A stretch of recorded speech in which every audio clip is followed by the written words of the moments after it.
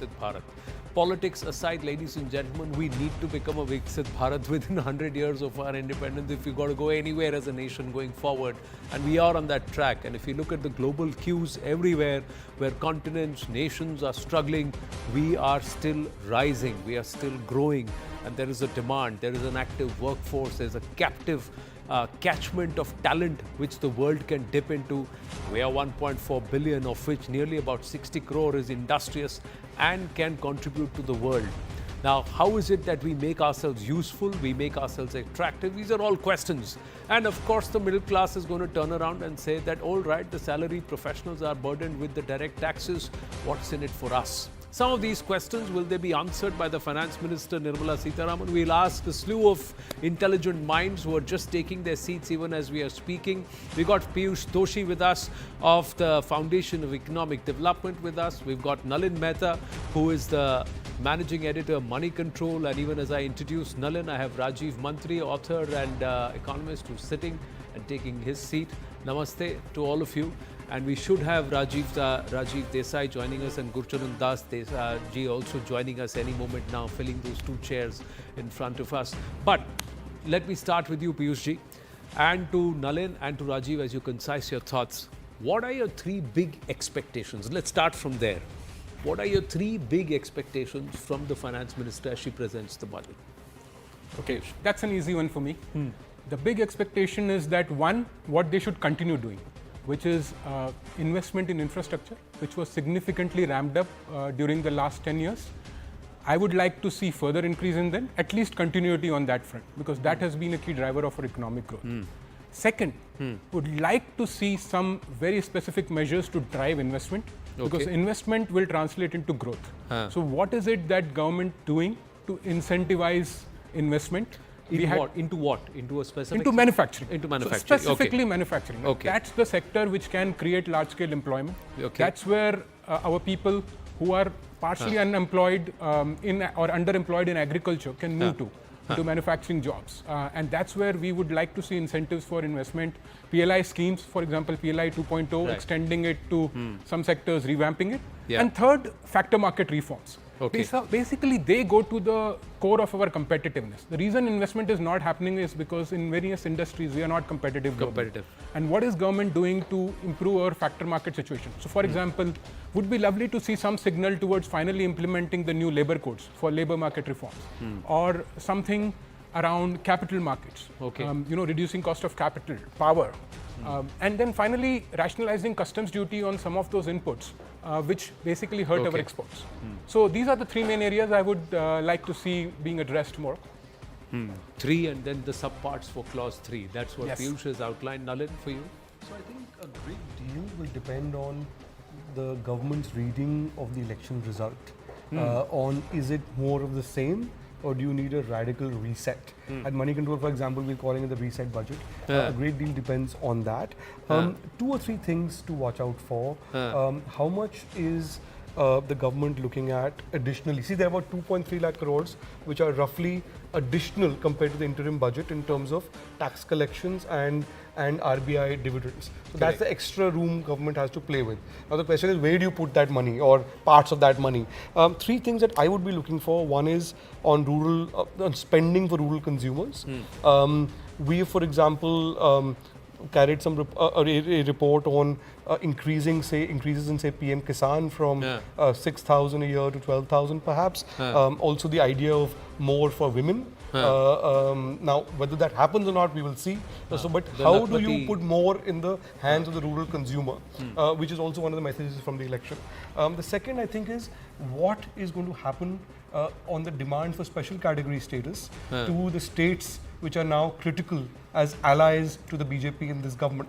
How do you address some of those concerns? Andhra Pradesh in particular, Bihar, Odisha as well. And finally on infrastructure. Infrastructure is something which has been a leitmotif of this government's strategy so far. How much does that continue? So those are 3 things that I would be looking for. Right. As far as the special category status, earlier in the Lok Sabha, the government came out and said that given the current rules and the current system, the way it is, abhi tak ke pravdhan mein aisa koi hamare paas hai nahi that we can actually accord the special category status. That's true, but the question is that what does the government do to address the political issue so around without that calling it outside of special that, right? category, how do so I what drive else can special? you- no, How do I that's give the special attention to Bihar, Odisha, and Andhra Pradesh? Rajiv, yes. Namaste, Gurucharan Das ji. So good to see you, and Namaste, Rajiv ji. Lovely, lovely to see the grand old minds also joining with some young ones, you know. So, but Both grand and old are touchy words. I think grander rather than older. let us say the August minds who have just joined us, and since you walked in last, so that's why it is first in and first out in terms of their thoughts. And what the question that I put out is your top 3 expectations from this budget to start with. What are you expecting the finance minister to do? So Piyush ji was very clear. He said investment in infra, so that's common with Nalin. Nalin focused on the rural economy. He focused largely on manufacturing. He said, how are we going to be more competitive? And so he said labor codes and some of these things which are pending, some of the thumbs up from Gurucharan Das already has come there. Rajiv, where do you stand? So I'm coming to Rajiv now, then I'll come to Gurucharan ji, and then that's also Rajiv Mantri, and that's Rajiv Desai. Hello. So the junior Rajiv first, or the younger Rajiv first. Anji. So I would watch for what the government decides to do with privatization. We've had the privatization policy in place now for the last 4 years now, I think, and only seen one major divestment of that scale. Okay. Or maybe you can say 2 if you count Neelachal Ispat and Air India both. So I think that is going to be a very important indicator to me. I hope the government stays the course and continues on that path. Despite the criticism, despite the politics, etc.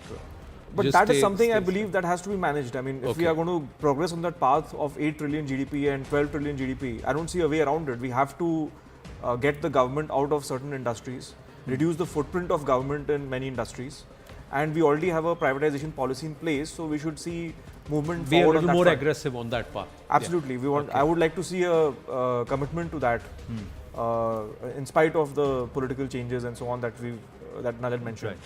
Right. Second, I would say I would echo Piyush ji's point that factor market reforms matter. I don't think, again, like if we have to get to that higher trajectory of growth and output, we can't get on with it by having more and more schemes, which are essentially kind of bridging the gap in some of the factor market deficiencies. We need to see fundamental changes. Maybe the budget is not the right forum to announce that. But it has to show that direction that there is an intent to do that. Yes, it should show the intent to do so. And finally, I think financial sector reforms need to continue, especially on the credit side. Especially on the credit side. Because when we speak of MSMEs growing, when we speak of, I think the economic survey references the German Mittelstand system of large, like vibrant MSME ecosystem. Correct. So we can't have that unless you have credit reforms in the country. Even today, unfortunately, it's very hard to access credit for manufacturing enterprises. So if we want those 500 crore manufacturers to become 5,000 crore manufacturers, something has to give, and I think credit has to be eased. So you've got to figure out how do you do that without putting the banks which are finally in good financial health back into a system. Obviously, I'm not suggesting go create NPs or something, right? Not that way. But I think I do believe we are too conservative. We're too conservative. Our credit system is too conservative, or rather has gotten too conservative because of prior errors and past kind of crises that the country has seen. But somewhere one cannot, like there's a saying, right, that every general is fighting the most recent battle. Correct. The last war. Yeah. Yes. Correct. Every general is fighting the last war. So we need to stop fighting the last war and start making progress on making credit available in a rational manner to the MSMEs. So we've got to figure that out, because otherwise we can't afford to be as a nation risk averse if you really want to take that giant leap. And tied to that is job creation as well, of course. Correct. Gurucharan ji. So I'm going to come at this same. I think I'm substantially in agreement with what has been said.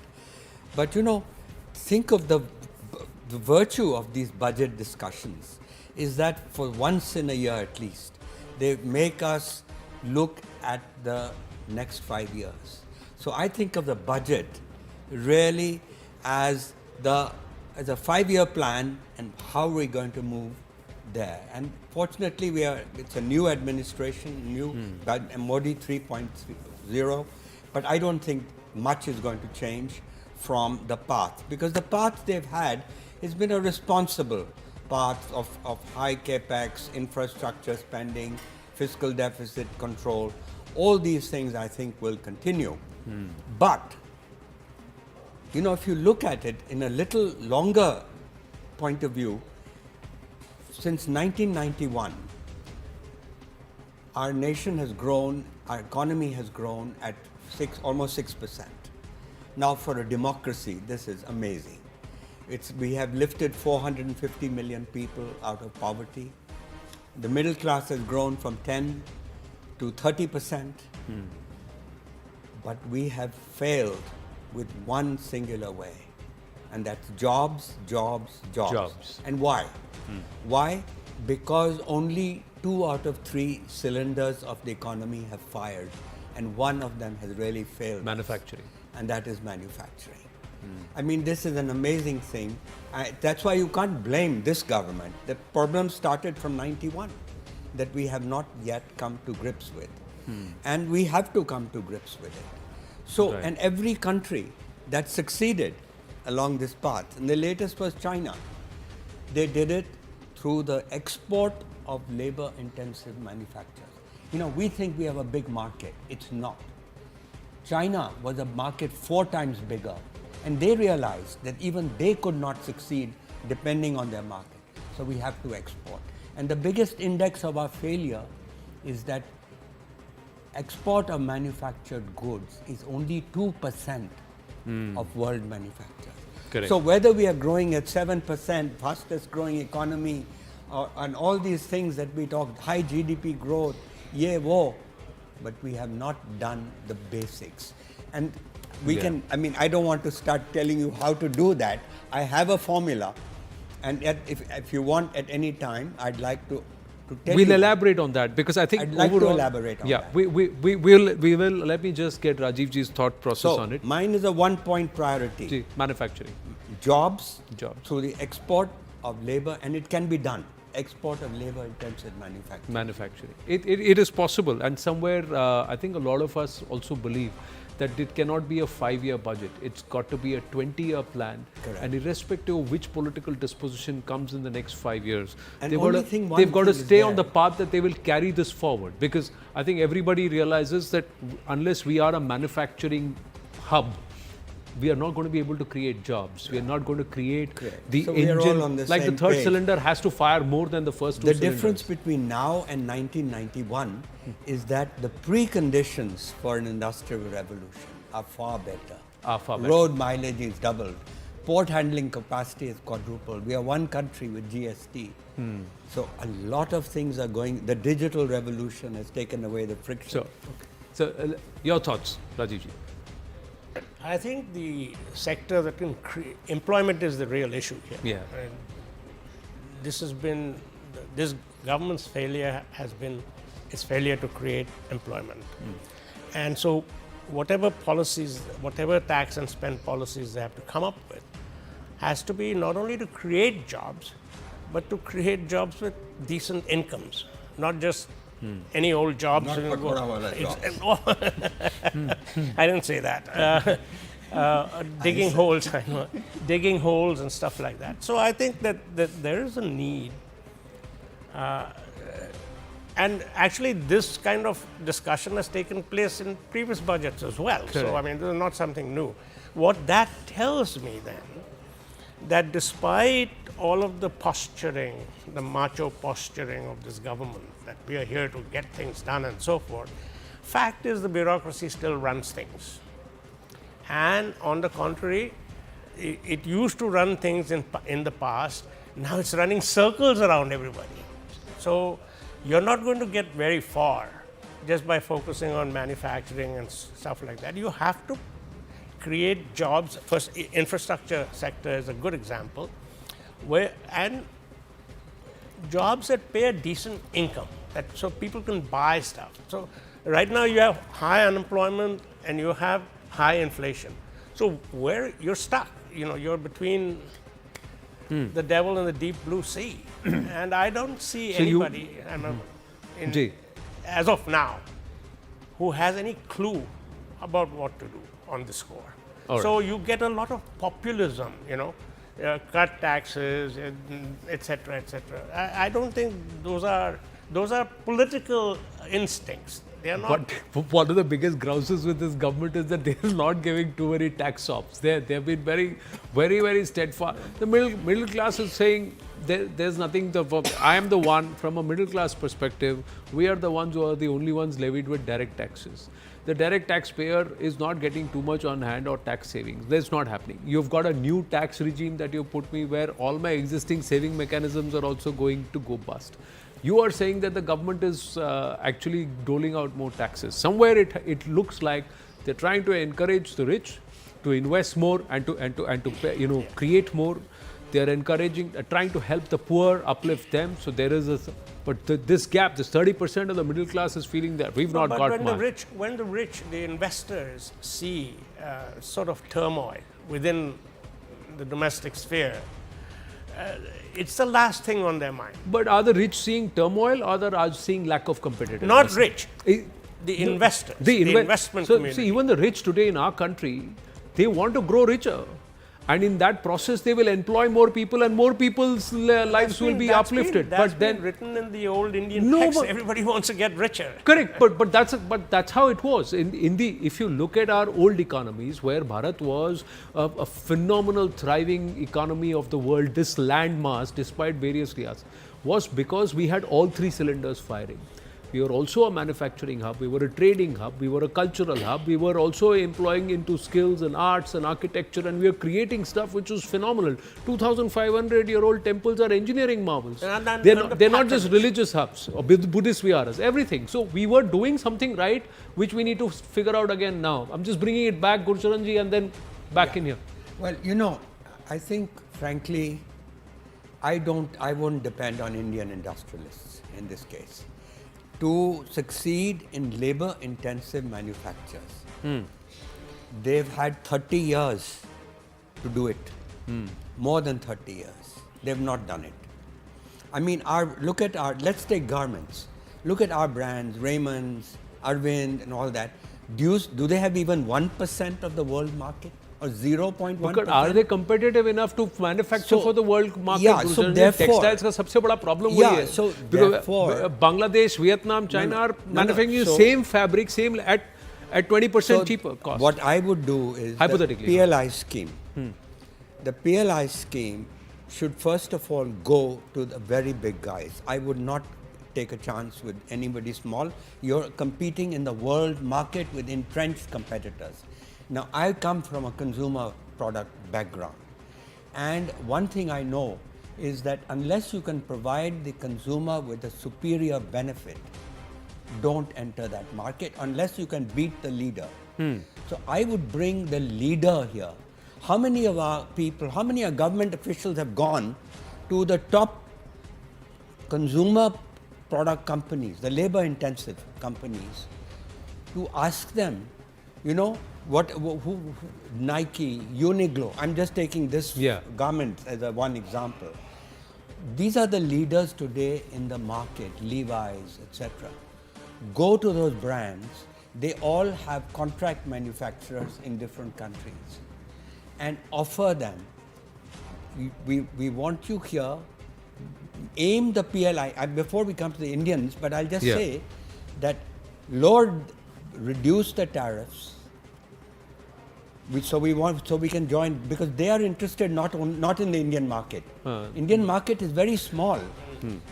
We want the global market. So you're saying get the big guys and tell them, if you're going to produce and if you're going to export beyond a certain number, then I'll reduce the tariffs reward. for you. No, wait a minute. Only reward them for exports.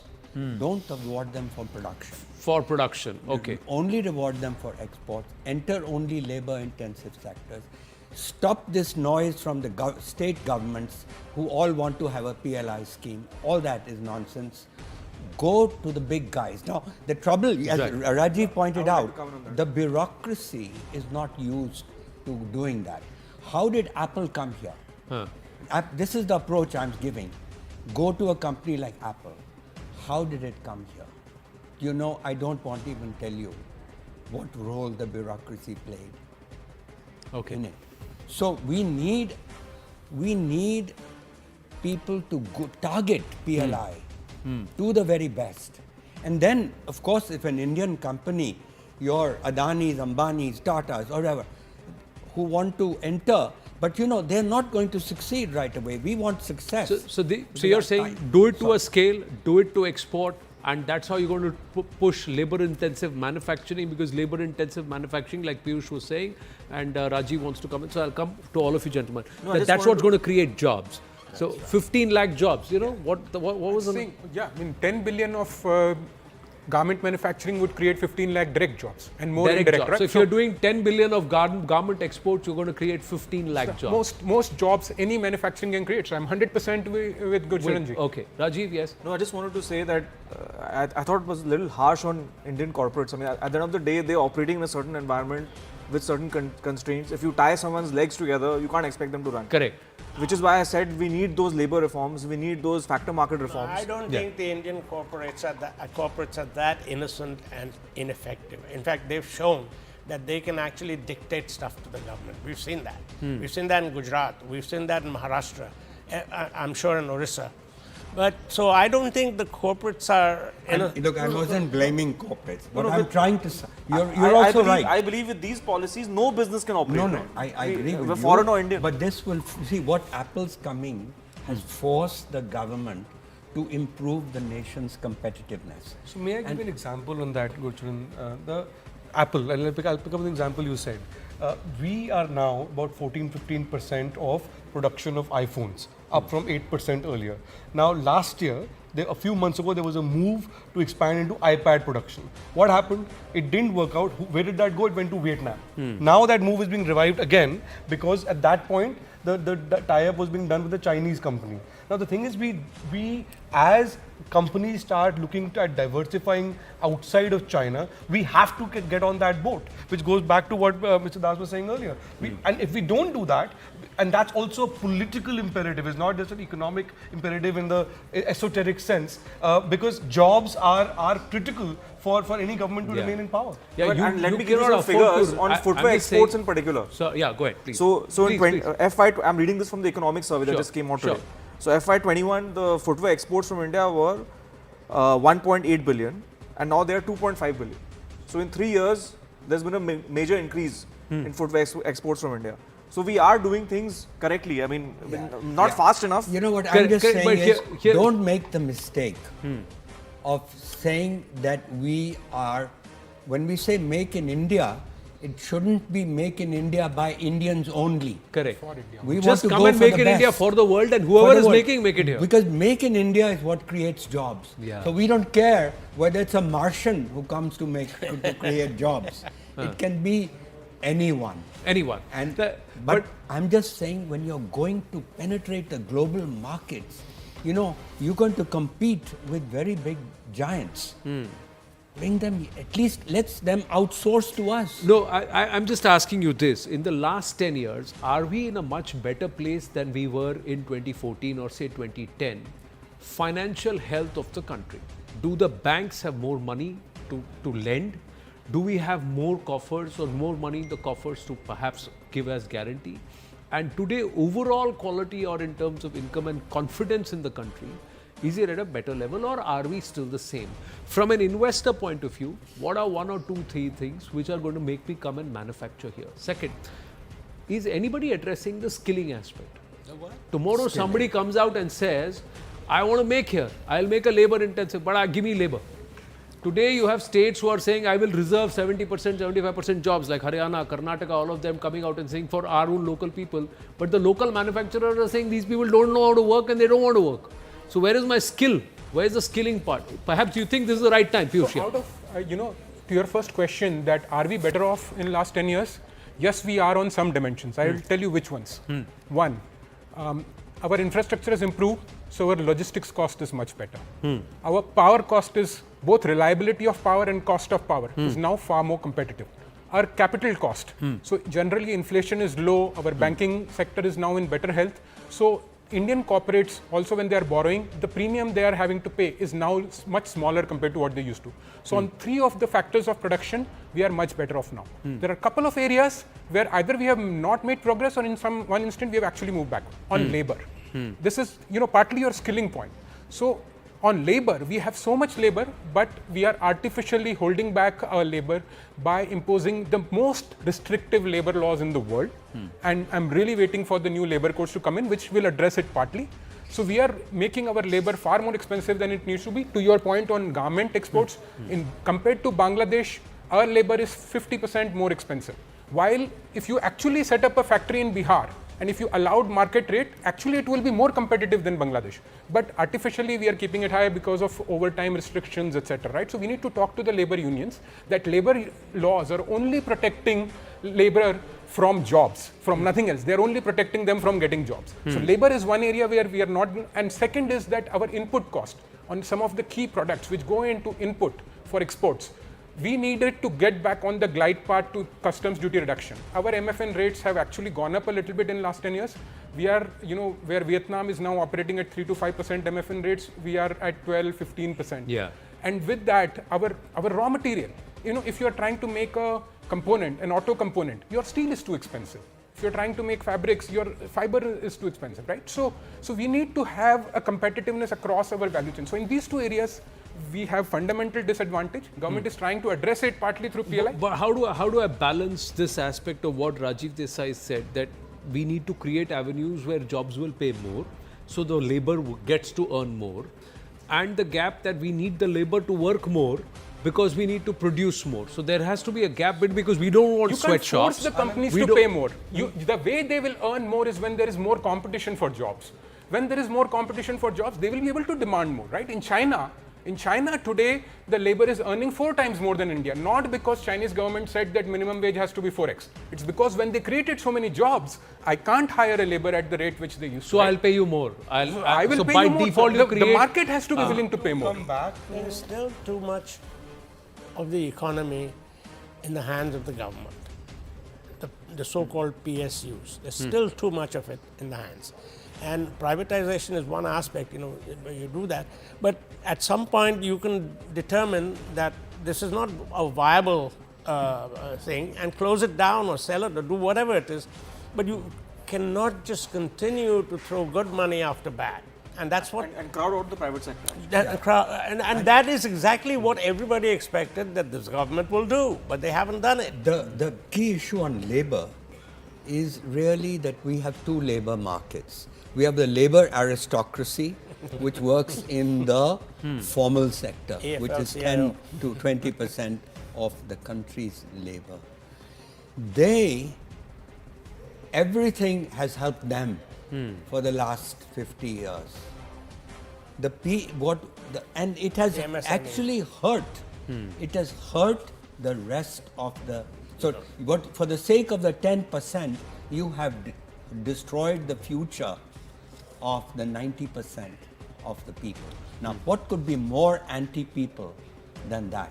I sound almost Marxist, but I am actually the opposite. No, actually, this is right. The irony is that those who say there are no jobs are also the same people who say that we want these labor laws. We want these labor laws. Okay. Anand, to answer the previous question you would ask, are we better off from 10 years ago or not?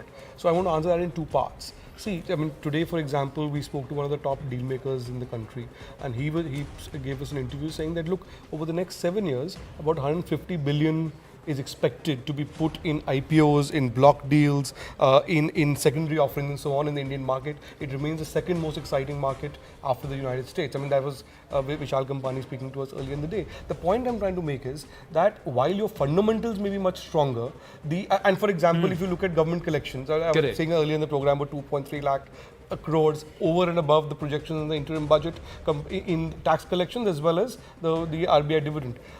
While all that is fine, and while you're saying 6.5 to 7% growth, which by the way is lower than the 8% which was once taken as a birthright in previous years, the real issue is labor-linked manufacturing growth. You can have growth, but if it doesn't trickle down, if you don't have real jobs for not just the labor aristocracy, as Mr. Das was saying, then you have a real problem in the political economy, and that's the key. Okay, let me ask. We've got last 4-5 minutes before we have to terminate this conversation, and we'll take it forward into budget day very soon here.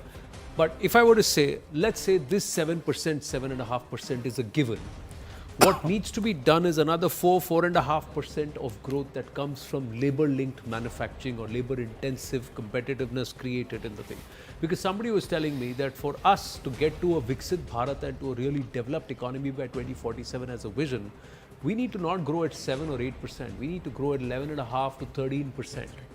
That's the growth we need to achieve. And if you have to do that, then we've got to have this third cylinder firing. Rajiv Mantri and then the two gents and then final round of comments. Yeah. No, so I would say now if you want to achieve that level of growth, the first question is how do you fund that growth, right? Which brings me back to financial sector reforms.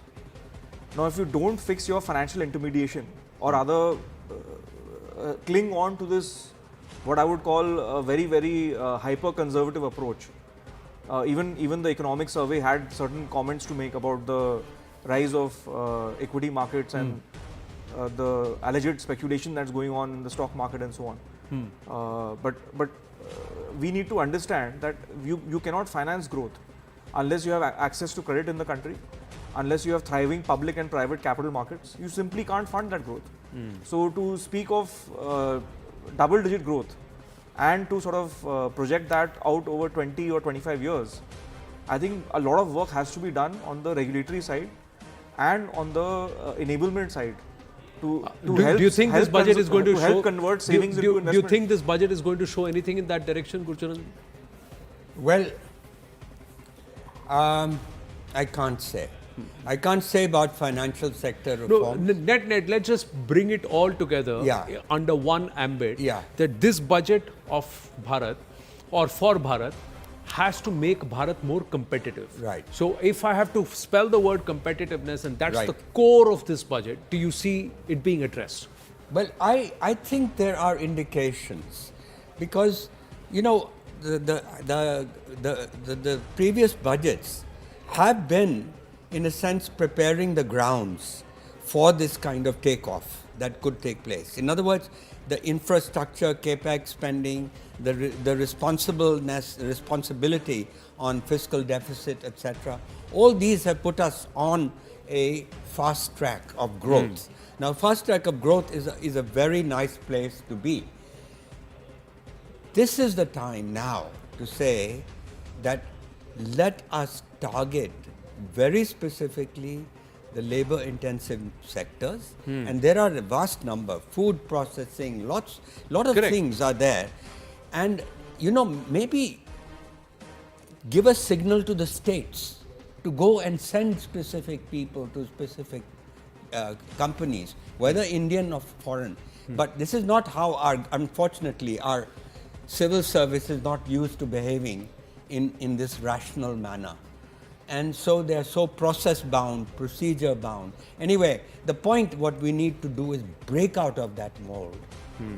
And we are today in the best. By the way, let me just say, you're talking about double digit. Even if we achieve 8% growth, it would be great. We would get close. We would be, you know, Viksit Bharat is a goal. And if you can approach your per capita income today is 3,000. If it could go up above 10,000, my worry is, हमारा case ऐसे होता है कि 8% बोलते हैं तो 4.5-5 पे रुकते हैं, 13% बोलेंगे तो 8-9 पे आके रुकेंगे. So that's why I'm asking. But do you believe this aspect of competitiveness? How do I make Bharat and Bharatiya more competitive? No, yes, of course, there is every need to do that, and I'm sure that they can find ways to improve competitiveness. But if you do a content analysis of major publications, just let's say major newspapers the world over, what they have written on India, say in the past 2 or 3 years, you will hardly find anything on economics. You will find things about CAA, NRC, you'll find all that kind of stuff, and the elections and all of that. You will not find anything on business opportunities and so forth. Because the publications are not getting the 5 gentlemen sitting here with us on the show to write to them. It also depends on who's writing and who the publications are reaching out to write for. Well, they have their own biases. We can't do anything about that. I mean, the solution is staring in our face. India is world class in services exports. We are the world leader in IT services, BPOs, so on. Why? What is the difference? Indian entrepreneurs are thriving, multinationals are coming here every day. Why not in manufacturing? Answer is very simple. there are just too many shackles to manufacturing anything in India. Just remove those shackles around all factors of production, and we will be our ecosystem is ready to fly. If we are looking at a 10 trillion GDP economy, your current share of manufacturing is about 16%. If you want to raise that to, let's say, 28% or 30%, and we're talking of a 80% increase and a larger economy, so you want to grow manufacturing probably 5 to 7 times from where it is today. So what do we need to do to achieve that? So just let's just get more competitive, and for that you need to unshackle the manufacturing sector. That's what's going to create more jobs. That's what's going to create perhaps that third cylinder start firing, get it firing. Gentlemen, I have to wind up for the moment. No, but I have run out of time. But we'll park your point, sir. 8 a.m. on budget day, we're going live, and we'll get all of your thoughts and then perhaps take this conversation forward. This budget for Bharat, is it going to make us more competitive? Perhaps that's the underlying theme, and we're going to build up on that, continue to do that.